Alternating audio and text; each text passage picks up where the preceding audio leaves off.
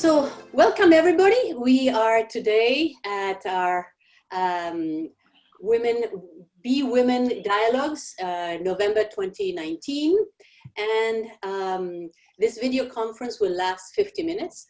And the flow of this conversation will be the first few minutes. I'll share a little bit about what the Be Women is standing for. Then we'll make a brief introduction of our speakers that is Anne Faith and Anna Gollub. And then they will give a presentation for 20 minutes. And then at the end of the presentation, we'll open to questions. And at that moment, we'll close the recording. And then for those who have time, we will introduce ourselves and stay on the line and discuss our next steps about our objectives, vision as Be Women. So I'm Laura Koch, passionate about B Corp movement. For more than 10 years, we have certified our company, Gollub, over in Argentina. And I'm a corporate lawyer licensed in Argentina and in New York. So what is Be Women? So Be Women, we are a network that promotes gender equality. That is all about what our speakers today are about. And we are promoting an inclusive and regenerative economy. And we act in collaboration with a community of B Corp in Europe, and we focus on gender equality and climate change. And what do? Each year, we define goals to evaluate our positive changes of action, because whatever is measured gets done. And so we use the UN Women tool, we'll use a B Impact Assessment tool, and then we'll see how many changes we as women worldwide are creating. So a few seconds. I want to share with you also that we as Be Women have an empowering move that is a lot of fun. And basically is to put up your shoulders straight back, put up your chin, make your eyes and gaze with joy and determination, and a super, super smile. And on this note, we'll start all smiling in the line. I want to introduce you to Anne Falth. She has been working for UN Women, all focused on gender equality. So we have the real deal here for over 9 years. And before that, she was also working for the UN UNDP, and so she's an economist from the University of Hamburg and University of and several other masters. So on that note, Anna, you're our first speaker that has to leave maybe a little bit early, and then we'll go for the introduction with Anna Gollub. Thank you. Thank you so much, and thank you so much, Laura, for inviting both of us, Anna's number 2 and number 1, to speak to you today. I think that our passion comes from the same place in driving gender equality and women's empowerment. And just to say that I have to catch a train, but I will be online and listen in, and hopefully I can also contribute to any questions. But I have a meeting in Manhattan that I need to be at, so I need to take this train. But I'll continue on during the meeting. But I will have the video for now for a little bit of an overview. So I thought first I'll start a little bit about UN Women and our mandate for those who might not know exactly what we are doing. We were established in 2010 as part of the UN reform, and really to kind of galvanize all the effort and resources into one organization. And also one big win with the establishment of UN Women was that we also had a Undersecretary General that was at the high enough level to sit at the table with all the other leaders of the United Nations. So that was a very, very important step for us. And we are focused to violence women, to women, peace and security offices. And we are doing this primarily because we are still a very small organization with limited funds. The way that we go about it is through partnerships. So I'm very excited to be here at the webinar today to really see how we can work better together with Be Women and UN Women, and how we can foster this collaboration. And what we are going to do today, Anna and myself, are to present a little bit about the tool that we are using, or the platform, the network that we are leveraging for this work, which is called the Women's Empowerment Principles. We have their CEO committed to gender equality and women's empowerment. These principles, we kind of categorize them into 5 areas, which focus on leadership, basically leadership that we have the CEO sign the commitment that we expect the leadership in the organization to also have parity, both in the executive team and in on the board.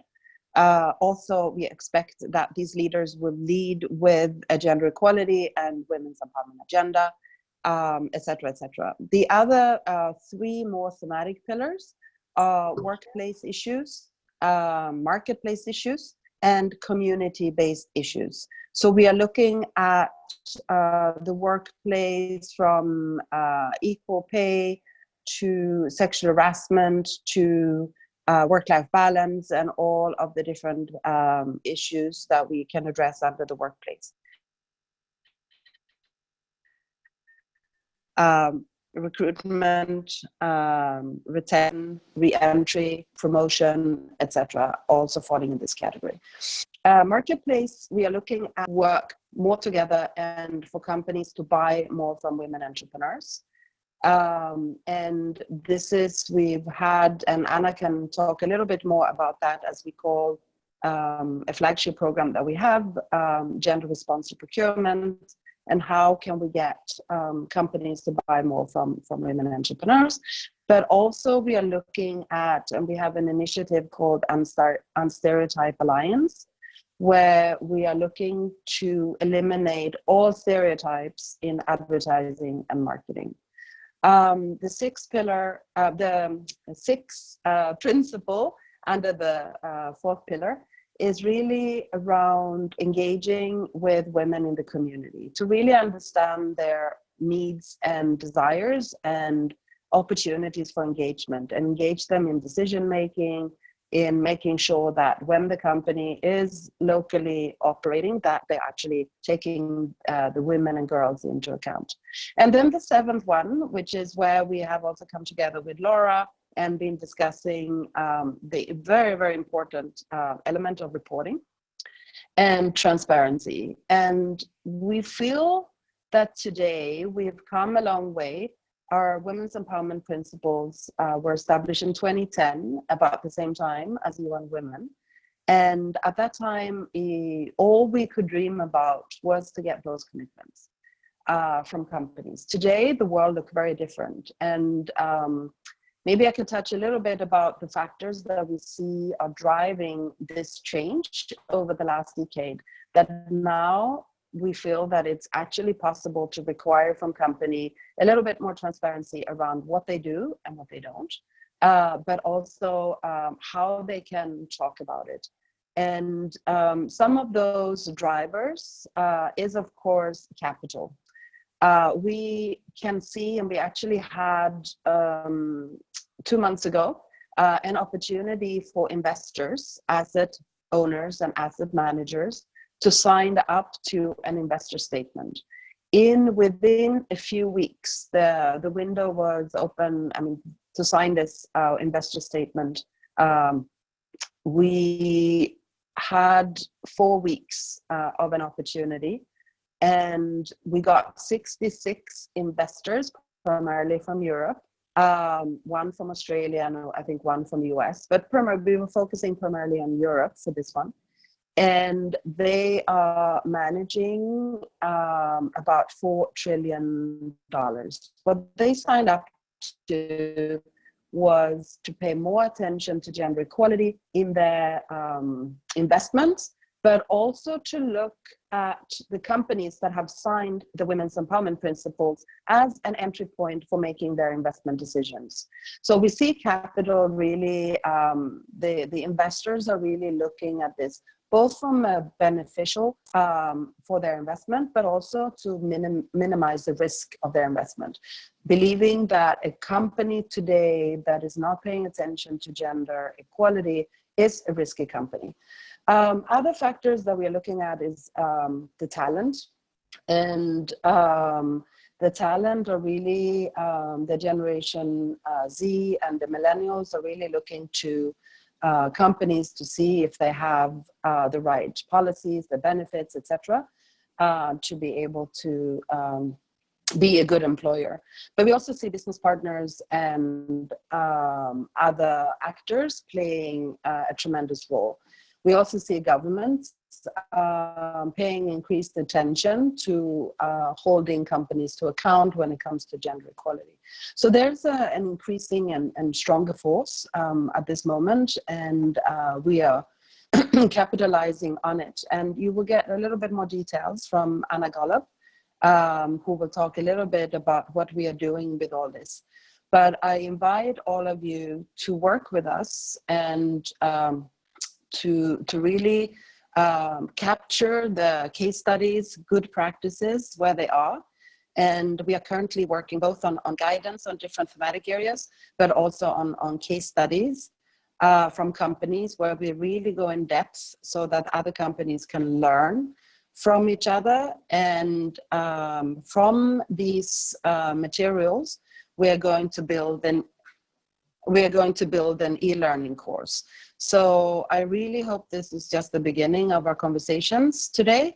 And I will hand it over to Anna Gollub to give a little bit more in depth to what we are doing in this area. And I think, Anna, you have some slides that you can put up. Yes. And I will stay on, but I leave it to Anna to continue. Thank you so much. You're welcome. Thank you, Anna. And now Anna Gollub, who has joined us also. I'll give you a brief introduction about her. She has been working for the UN Women for 4 years, focused also on issues of gender equality. After that, she's worked also in Southwest Women's Center and Care International, and it's a graduate from the Columbia University. So please, Anna, can you share with us a little bit more of how we can work together, how as Be Women can really create this movement of organizations and partnership that is SDG number 17, and our dream is to create this movement that is the power of a partnership that is 1 + 1 = 11, and that's what we'll be doing together. Great, thanks so much. Can you hear me? Yes? Yeah, perfectly. Okay, great. So thank you so much. I'm really glad to be here. It's really inspiring to see women's networks coming together all around the world. It is very much in alignment with the spirit of the women's movement and how we do things, and even before UN Women, because UN Women, as Anna mentioned, is sort of was built first upon grassroots movements who advocated for us. And so now that we're seeing companies also form part of this collective action, it's really exciting, and there's a lot that we can do together. So I have quite a long presentation, so I'm going to zoom through some parts. If you want me to stop and slow down, let me know and I can go into more detail, but Anna went through most of the WEPs. I have some visuals that I can share. Then I'm going to talk a little bit about some technical things about the data and the challenges that we have with monitoring and measuring these kinds of things for women's empowerment. And then I'm going to talk a little bit more about the different tools that are available and going to be available responding to these challenges. Let's see. So I'm going to skip, I'm going to go through these slides really quickly, but just wanted to mention there's several programs that are supporting this work. So there's EU-funded programs in Latin America, Asia, and based in HQ. And as Anna mentioned, I work on our Stimulating Equal Opportunities for Women Entrepreneurs that works on gender-responsive procurement, which is in alignment with WEP 5. But I won't, here's a WEP's heat map, just to give you a perspective. The dark purple is around 300-ish. So we have Japan, Israel, and Brazil are top countries. So you can see we really have global reach. And so having access to these networks and putting them together can really have catalytic potential. I'm going to skip through this slide, but generally we have defined a WEP's journey. So from learning about the WEPs and then deciding the WEPs and actually signing it, and then what you do next, we have designed a lot to do with that. But these are the phases. I'm also going to skip through this slide because you know why companies want to get involved with us. There's between reputation and senior buy-in and getting things changed at your company. You're the ones who are getting involved with us, so you know that more than we do. The challenges that companies have is they often don't know how to engage their organization. So you might be a supply chain officer, you might be an HR person, but it's hard to get leadership because those parts of the organization aren't necessarily directly connected to the top leadership. And so they need the WEPs to kind of socialize that. So these are and then also, even though we are kind of going towards the idea of transparency, there's still a lot of anxiety all over the world about reporting on non-financial outcomes. So that's something that we can come in and help make them feel better. I'm also going to kind of go really quickly through these slides. Just about the WEPs, the grand sort of scheme of things. As I mentioned, this is a partnership movement. It's a framework, meaning that all the 7 principles that Anna mentioned are based on internationally agreed norms and standards. And it's sort of a very condensed small version with bullet points about all of these.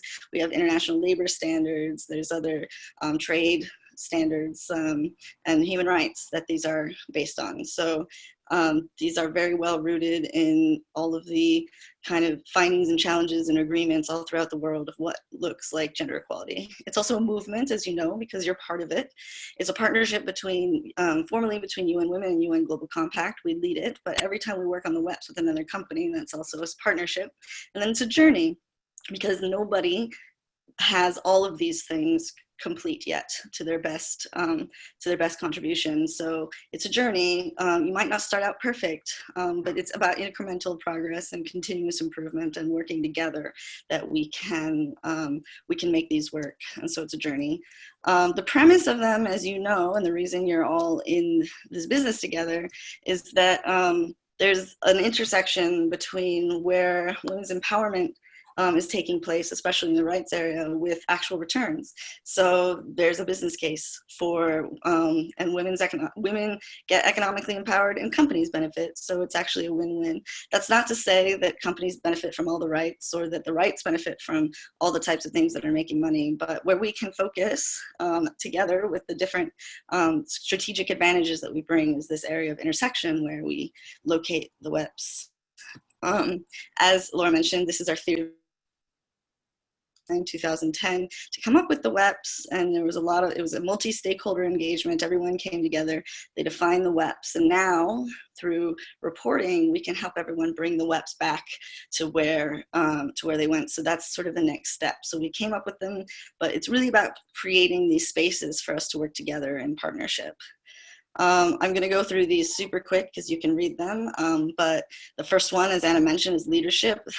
The one that we get emphasized over and over is how much culture matters, and that happens from leaders. And we also can't deny that business leaders these days have a voice in the global international governments, in communities, and it's important to have their buy-in. WEP 2 is everyone's favorite WEP because it's the most jam-packed WEP. But the fact of the matter is that better conditions are more productive. When women work, the economy grows by a lot. I'm sure you know about how it can add trillions of dollars, size of US and China, to the GDP, together. And also equal access to equal work is empowering for women. There's numerous studies, and that's just almost a no-brainer that having access to the paid labor market is supportive of women. So these are things that are good for the economy, good for society, and good for companies. Web3, just want to mention, is becoming even more important because of visibility issues related to sexual harassment. But we know that prevention is cost savings, and we know that safety and freedom from violence enables women to work, and that also equals more productivity. And we also know that now companies are under increasing scrutiny, so they have to take action in order to maintain a supplier base that supports them, or customer base that supports them. Web4 is maybe under-recognized for its role in shattering the glass ceiling, getting women into fields that they're unrepresented, attracting better talent, getting better skills so women can move up the ladder and not be constrained by the sticky walls or the sticky floors or the glass elevator. I'm sure you've heard of all of these things that are keeping women down. So Web4 really focuses on that. Web5 is my favorite web because I work on gender responsive procurement. And the theory of change behind that is that sourcing from women-owned businesses makes your supplier base agile. It causes innovation, productivity, and sustainability. These are all good things for companies, but it also opens market opportunities for women entrepreneurs. It gives them access to business that they may not have access to. You may have heard the statistic from WeConnect that only 1% of companies' procurement spend actually goes to women-owned businesses, which if that doesn't seem like a gender equality issue to you, then I don't know, 1% versus 99%, it seems pretty clear to me. Then we're just breezing through these. Web 6 is perhaps also an under-recognized web. That's where we locate the partnerships with SDGs, our conversations about shared value. But this is also where you can do due diligence and make sure that you're consulting with human rights defenders as you carry out your operations. So this is really about a stakeholder approach to implementing these principles, a joined up effort. And finally, which we're going to talk about, I'm going to go in more in depth today, is the reporting. Companies report extensively on financial outcomes, but we are in the dark on a lot of non-financial outcomes, and those are the ones that count for us planning sustainability together. And as Anna mentioned, there's a lot of catalytic opportunities if we can get data together, and that's what I'm going to focus on more. So let me talk about some challenges and opportunities, and this is where I'll hopefully slow down a little so that because this is sort of a more intellectual contribution to the conversation that we'd like to share and have your ideas. So right now, the opportunities for new things that are catalytic is there's a huge appetite for change. I've never seen it like this before. I've been working on gender equality for a very long time, like more than 12 years, and the zeitgeist or the general environment has never been more friendly to corporate action with gender equality. There's also backlash, which we can't deny, and we have to deal with that. As Anna mentioned, gender lens investing, gender responsive procurement, ESG considerations, you all are involved with this, and these are the strategic entry points that we see for our work together. But the challenges are considerable, and these are the things that we have to work on collectively to overcome in order to actually make the things that we develop and the tools that we put out there and the advocacy that we do work. So there's a lack of standards. A lot of people measure equal pay in a different way. A lot of governments require reporting on different things. So it's really difficult to find uniform standards that create comparable data that companies know they have to report on. There are standards out there. For example, the Global Reporting Initiative has those standards. The WEPS reporting tool, what you're doing with B Corp, all these things have standards, but it's really important to be able to find some common ground and unify them. The lack of information is, you'll see in my later part of the presentation, is there's a lot of ideas out there, and a lot of people are collecting data, but we don't really have the kind of data that we need. So it's not necessarily about, that's not necessarily the problem, is figuring out how to use that data is also a problem. And then we also have to admit, and we have to be self-reflexive of ourselves, that there is a poor coordination. There's a lot of competing initiatives out there. They don't always work together, or there's communication barriers and other reasons that prevent us from even knowing who our potential partners are. So really we can accomplish more together than we can alone, but that requires coordination. And finally, there's weak regulation in most countries. Like, companies won't really report on these things unless they're required to by law. Case in point is how well in gender lens investing Australia is doing after the kinds of laws that they have been passed in Australia with reporting. So there's weak regulation, and so some of the ideas behind what we're doing with public reporting is to have companies voluntarily report anyway. We need to get things done, and we need to voluntarily put our information out there to help people make the world a better place. we don't, I mean, there's only regulation on a few of the things that are along the broad spectrum of the webs.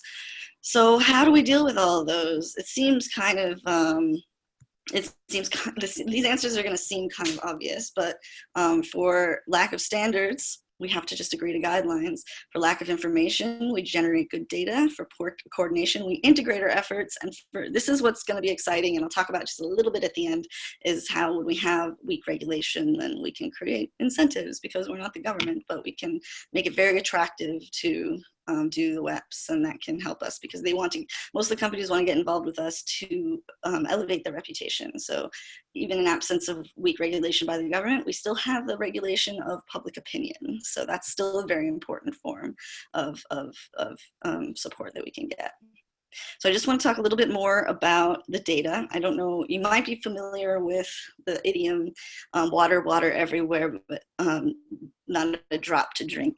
That's when we see a lot of data, we see a lot of water, but we can't have it because a lot of it is proprietary. A lot of people are collecting data, but they're not sharing data. So that has to do with the coordination problem. So just why do we need data? Let's just take a step back. We know why we need data. It facilitates accountability. It helps us identify gaps to improve. It helps us see what works so we can measure before and after. Does this policy work? As Anna mentioned, it can support investors, consumers, and other suppliers to make informed decisions so that they can have a positive impact on the world. So they need to know the information, the imperfect information is the problem behind being able to leverage their power to make good decisions. And it also can help us conduct due diligence on business partners. It can reduce transaction costs if we have some kind of centralized or standardized way of getting the data that's complete and holistic.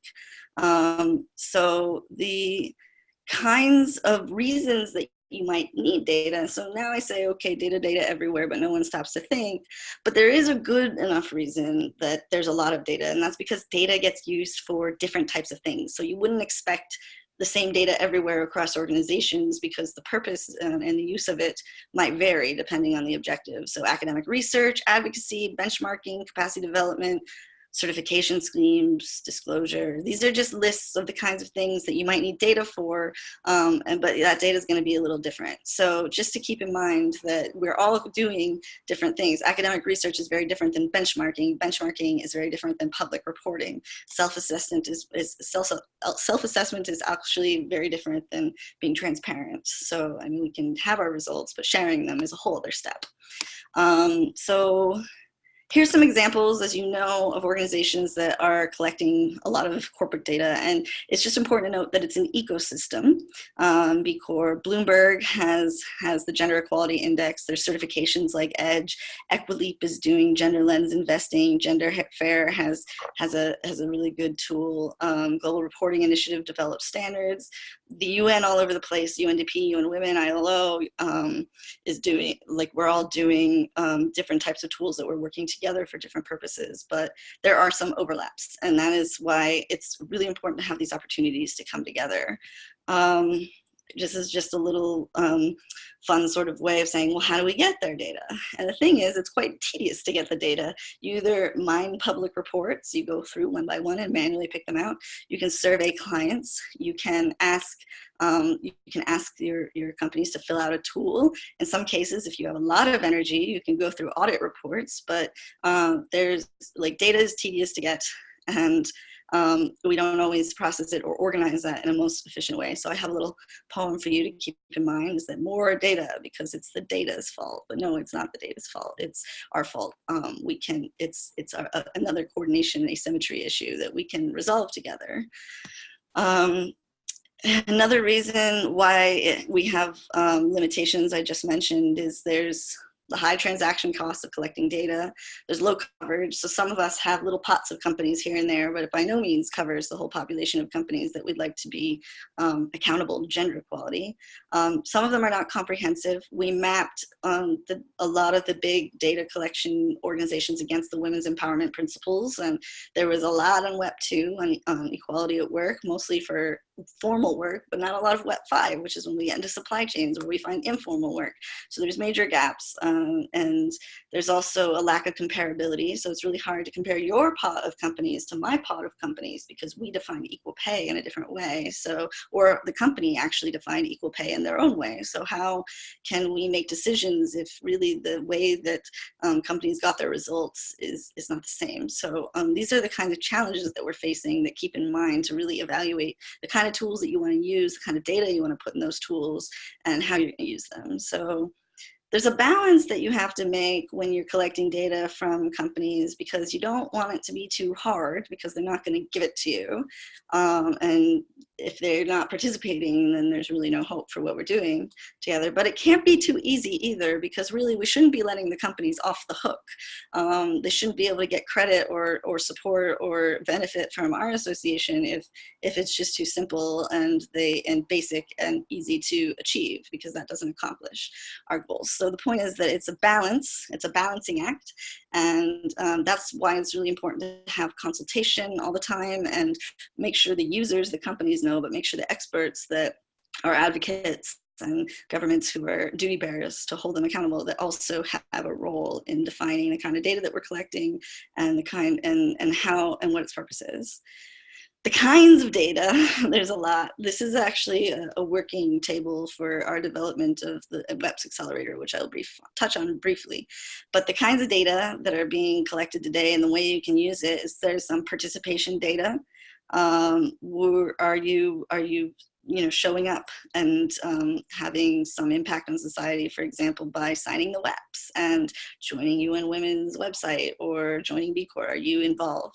There's process, which is something that the gap analysis tool uses a lot in the first 20 questions. Do you have a policy in place, and to what extent is that policy being implemented? A lot of these are going to be yes or no questions. Do you have an equal opportunity policy? Was that equal opportunity policy consulted widely with external and internal stakeholders? So these kind of details are all very much processed. Performance is where we're really low on globally as a movement, and that is knowing like the actual outcomes, the key performance indicators that are quantitative, that you can measure companies' year-to-year progress on, that everybody has access to. So maybe companies have their own and they're keeping it their own way, but really tracking this and seeing, is your equal pay better this year? Did you source for more suppliers? How much was the spend? How much was the average contract size? These are things that we want to know that a lot of companies aren't connecting, and these are really important to be able to try to expand on. And then a quality of data that we're really looking to see is transparency. Like, is your company actually putting it out there in the public so we can make decisions? And companies should definitely get extra credit for doing that kind of data, because it does require bravery when there's no external authority that is forcing you to report, but it really does show leadership. So we'd always like to include the level of transparency in the metrics that we organize around. There's a lot of challenges, again, with developing, this is actually a slide for when we were developing some of the indicators for the next iteration that is going to be a complement to the gap analysis tool. But when we're collecting data, there's issues like validation. If we have to pick through these reports, or how do we trust the companies, or if it's so manual to go find this data, how can we ever do that at scale? Balancing the number of indicators, is it qualitative, quantitative? You can see from the slides that there's a lot of issues that we have to figure out when identifying the proper type of data to make standards and to be able to combine our efforts. So we just have to think about, for our purpose, we know what our purpose is. When we come together and we're able to articulate together what our purpose is, then we know how to choose between these different trade-offs. And so it's important to know what your values are in defining the data and what you're trying to accomplish, rather than just collecting it and hoping you can figure out how to use it later. So the gap analysis tool, that's why I know you're here. I'm going to go through that also. You can look on the website, but basically the gap analysis tool is a tool for companies to use internally to benchmark their performance on gender equality across the WEPs. This is, to develop it, it was a huge process that brought together 285 people, almost 300 people, 170 companies, 40 specialists. I mean, it was UN Women, IDB, and UN Global Compact, and we just brought the whole world together to to provide inputs to this as users and experts. It's confidential, free, and it strikes the right balance between easy and hard. It has 18 questions that are process oriented, and there's 17 outcome indicators that are KPIs.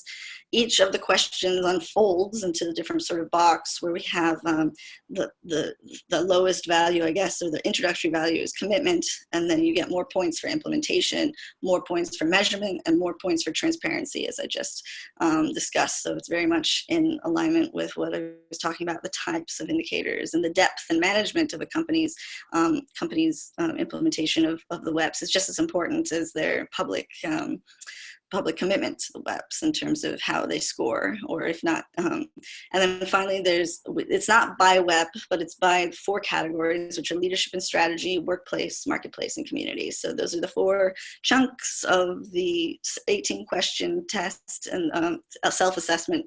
And then there's the 17 indicators, which I'm sure the kinds of indicators that you'll see are things that you're familiar with. Just to give you a little sample, this is a screenshot of a PDF version of what you're looking at. You can go online on WEP's gapanalysistool.org and you can sign up your company and you can take it. It'll give you your results in a beautiful dashboard. But also, if you need to look at the questions and just need to socialize it or familiarize yourself with it, download this as a PDF. So this is a screenshot of the PDF, and you can see the kinds from going from commitment, implementation, to measurement, to transparency for each of the questions. You can see if you say yes or no, do we have a commitment? Then if you say yes, then these boxes will unfold. So you can see, so you can check the level, and then they're weighted accordingly. So you can certainly find that online. It has the whole 18 questions that you can look at. And if there's any questions or if you don't understand things, then you can certainly email us, or you can email them. I can tell you later if you have questions who to email, because I'm not exactly sure who it would be right now. But the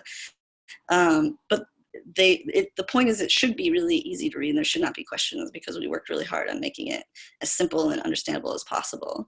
This is an example of what you're this is an example with the colors, what your dashboard might look like, and it shows you your scores in different areas.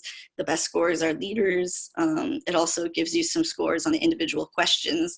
There's a little bit more to the dashboard, so if your company's already signed up, you can see it's a very slick interface, and it's very, very helpful you can print out your results and discuss them as an organization.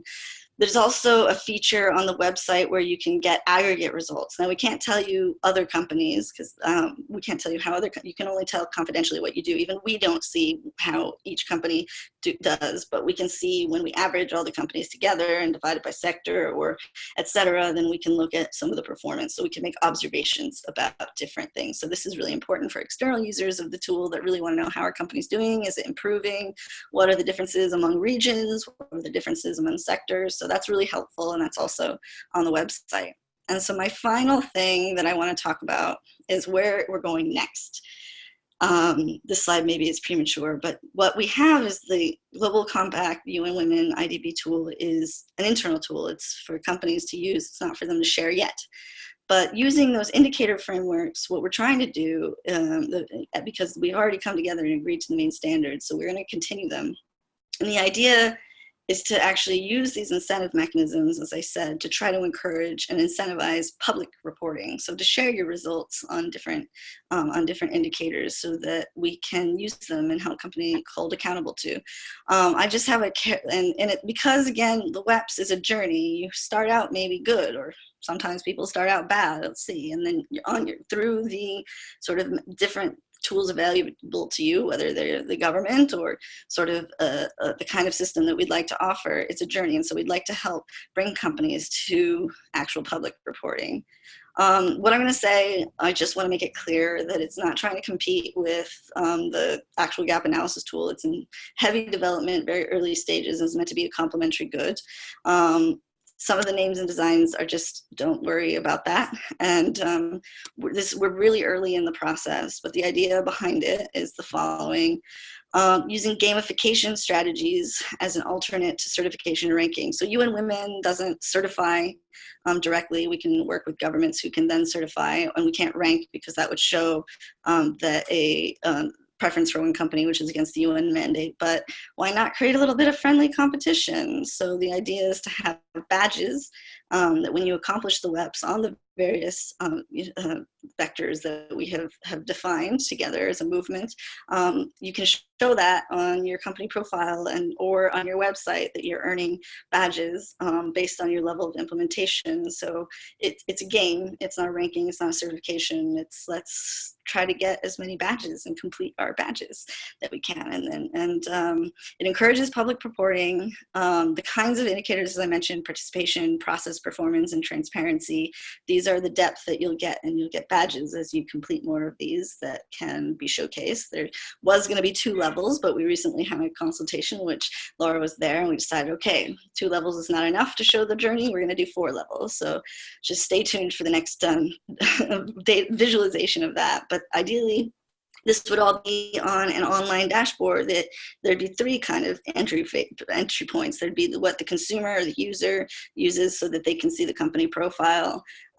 There would be what the company itself sees, which is its progress, similar to the dashboard that already is on the GAT. Like, so you'd be able to look at your indicators, see your progress, have some tools on the back end of the system. And then there would be tools that the key partners would be able to use, which is being able to select aggregate results, like similar to what already exists, but on maybe in more depth to be able to identify companies that are achieving this WEP or this combination of WEPs that you're looking for that makes most sense for you to identify, including women-owned businesses if you want to procure from them. This is not what it'll look like. This is just kind of helping you imagine what it looks like. But right now on our website, we have a list. We have a database of companies on, and you can see what industry they're in and what region they're in.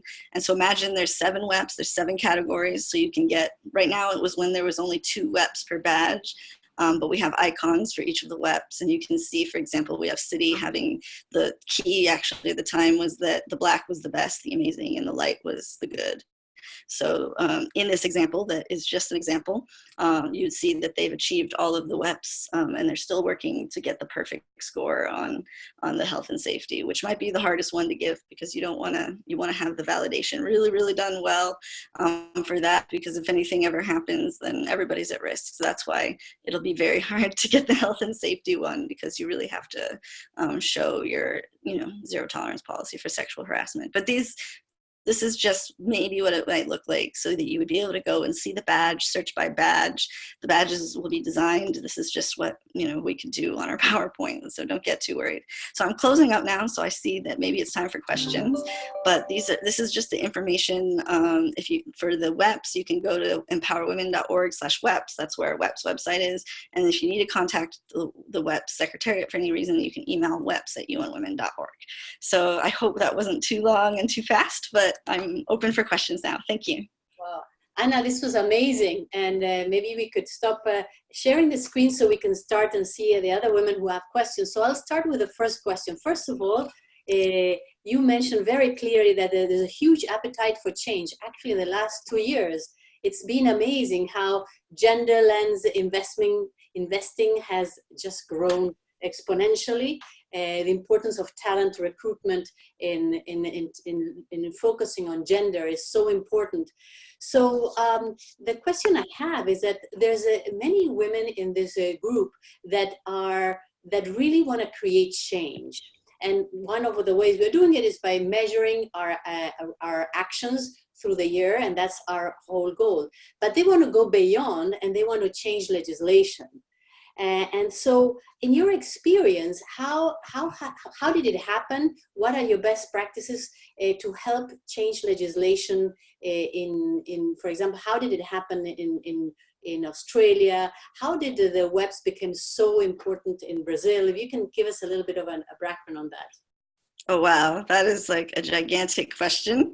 And I'm not going to promise to know the answer to every single one of those, because it's obviously different based on different country contexts. So there's the WEPS is connected to the gender equality movement more broadly for rights. So a lot of the things, as you know, the equal pay for equal work, work of equal value convention, it was 1951 in the ILO.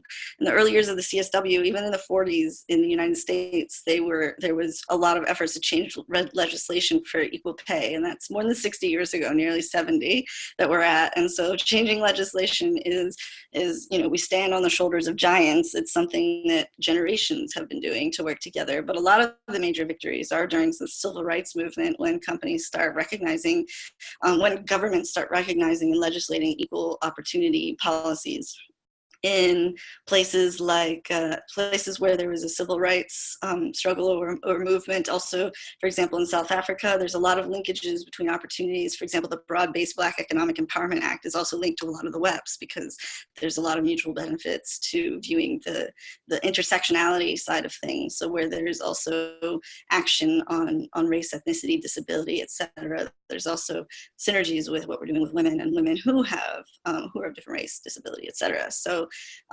there's early victories that we have due to civil rights movements happening. And then we see a trend after globalization. We see the partnerships angle come up. And especially when the Global Compact was created in 2010, that really opened the doors for collective action between companies and the UN. So there's things like the guiding principles for business and human rights that really set a framework. These come up around the same time, I believe, as the WEPs. So really saying, okay, even in the absence of regulation, we still think companies can do better, and using a lot of international pressure that way. But there's really not as many, according to each WEP, regulations. So the way to resolve that, and this is really a question that I'd like to ask you, is how can we get government to do more to both support companies to achieve these goals and these journeys, but also to enforce their obligations as duty bearers. So this is a puzzle that I think everyone has. So I don't have a direct answer to that right now. As far as WEPs in Brazil, it's really cultural. We have really good leadership at UN Women and Global Compact that work together in Brazil, and they've signed on a lot of companies, and they're very, very active. So I think the key operating word there is community and culture. So there's a lot of community and culture in Brazil, and there's a lot of activism, and so that's how the WEPs got so strong. Also, there's people who are doing the WEPs that are not just UN Women and Global Compact. Global Compact facilitates networks, and UN Women also has focal points on the ground. So there's a lot of different cross-fertilization of initiatives happening in Brazil and a lot of other countries that have a lot of WEP signatories. In Japan, for example, they actually have the most WEP signatories of any country, and that could be, and we don't have the data, so I can't tell you for sure, but this could be associated with the Womenomics initiative, where Abe has raised the bar for women in the economy. So it's now a public priority. So these things are examples, but I'd really be interested in hearing from other people who have other direct experience working on these things. But it's a long road, and there's still a long way to go. Thank you.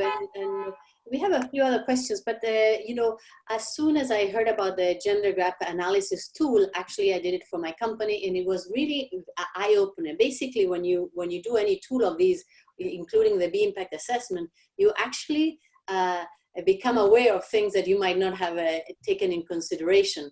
And so I encourage all of you to actually look into it and maybe adapt it. And I think that will be a great way to collaborate with the UN Women and Be Women.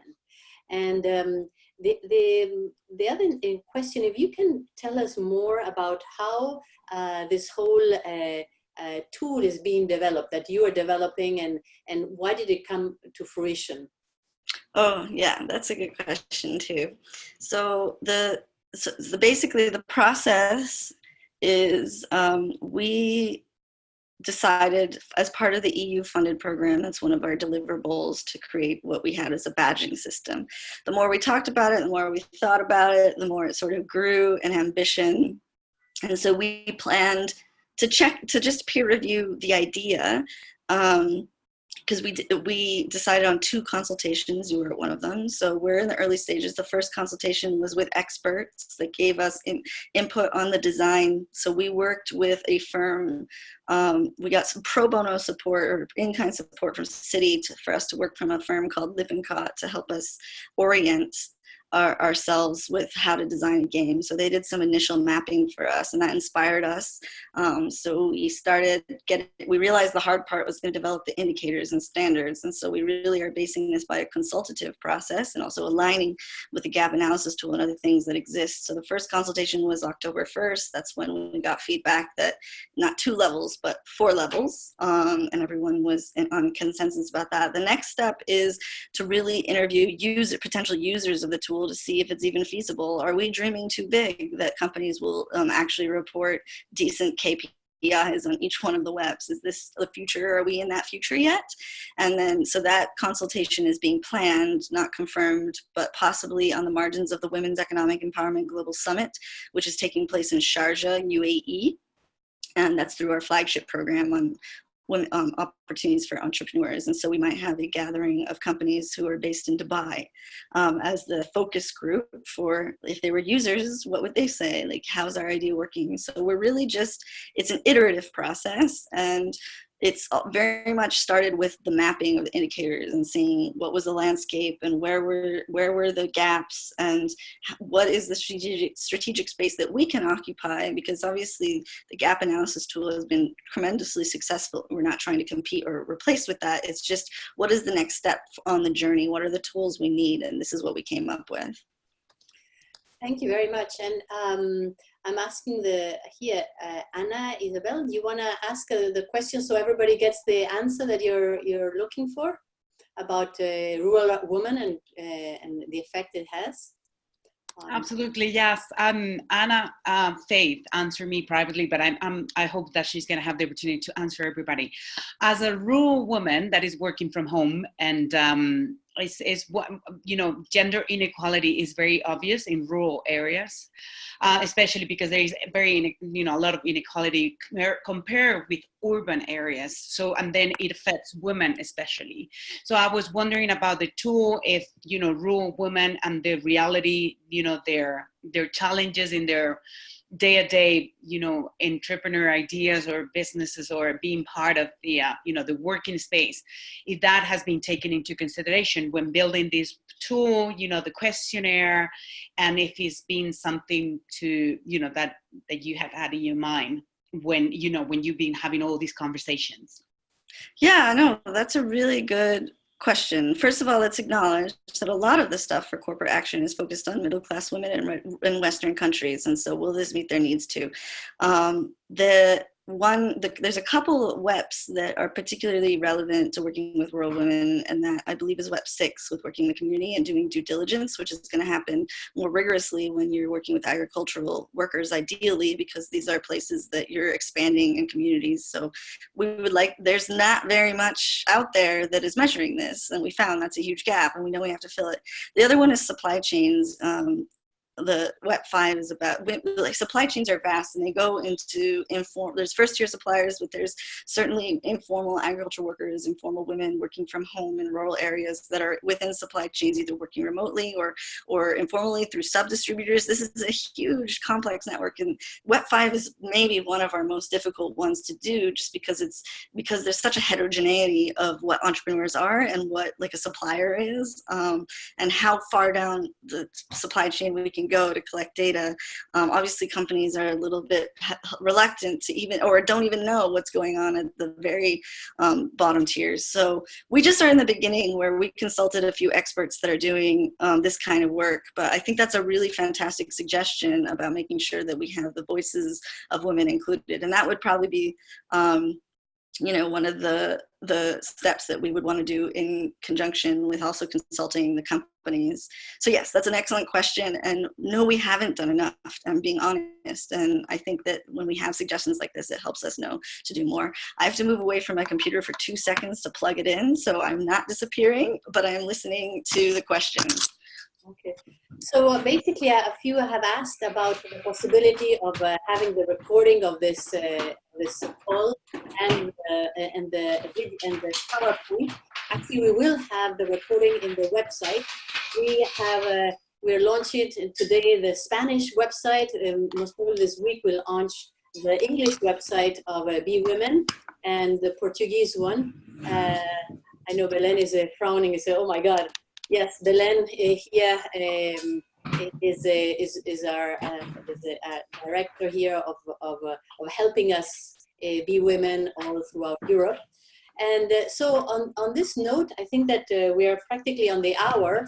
So we would like to close this call and I would like to remind you about the importance of the empowering move that Be Women have, that is to straight your back, look, put your chin up, and gaze, and put a lot of joy in your look and how you're doing things, and always have a super wide smile.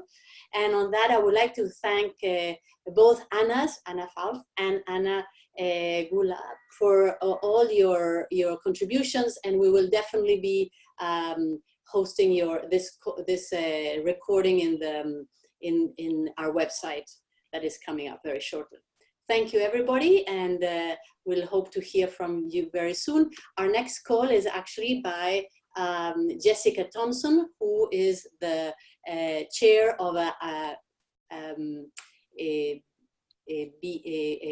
Academia B. I'm a little bit dyslexic, so and if she's on the line and is willing to give us just a brief share of what the next call will be about. Hi, Laura. This is Jessica. Can you hear me? Yeah, absolutely. Thank you very much. Excellent. What a fantastic call today. I'm really excited to be joining you for your next call. As Laura said, my name is Jessica Thomas. I'm on the faculty at North Carolina State University in Raleigh in the US, and I'm really excited to share with you the global network that we're building of academics, so researchers, educators who are teaching about and studying about B Corps and benefit corporations. And so we'll have some time on the next call to talk about, I think, some really exciting, innovative teaching, collaborative research, and some opportunities where we're taking students out of the classroom and connecting them with aspiring and certified B Corps to drive impact. So looking forward to that call. Absolutely. Thank you, Jessica. And we definitely will sharing the link for this call that will be, if you are part of the WhatsApp group of Be Women Europe or you're in our mailing list, you will get the link. So thank you. And I'm not sure if Anna Gollub, do you want to give some closing remarks and close the call? Oh, sure. Thank you so much. It's been really fun to talk to you all, and I actually can't wait to follow up. If you heard something that inspires you or says, you know, I can make a difference in this collective project, then let's get in touch and let's work together to see where we can collaborate. So thank you. Thank you very much on that. And on this note, we'll close just the recording.